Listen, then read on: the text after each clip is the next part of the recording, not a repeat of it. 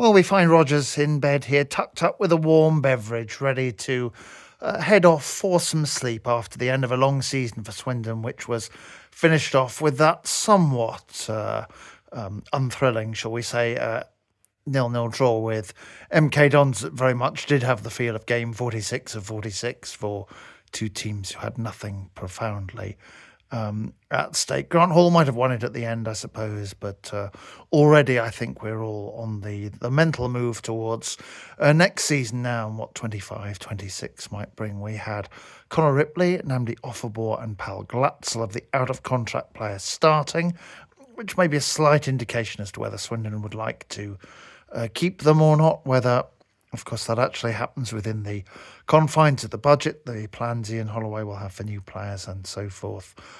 We will have to wait and see. Tom Nichols was out injured, and of course we assume that George Alston is in line for at least another season at Swindon Town, another academy graduate getting his league debut late on. So that kind of wraps up the game and the season in a appropriately mid-table 12th place, I think, for everything that's happened the first quarter of the season, as we know, handicapping significantly anything that was really able to be done after that.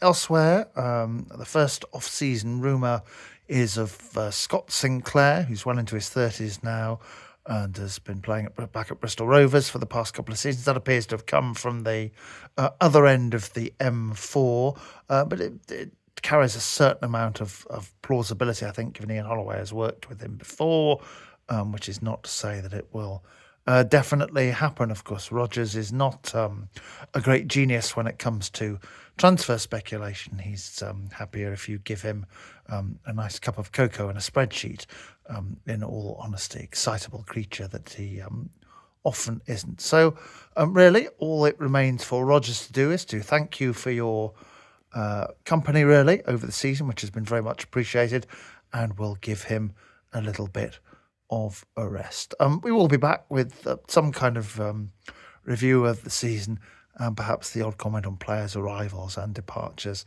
as they are confirmed. But for 24-25, that is the last of your non-motorway musings.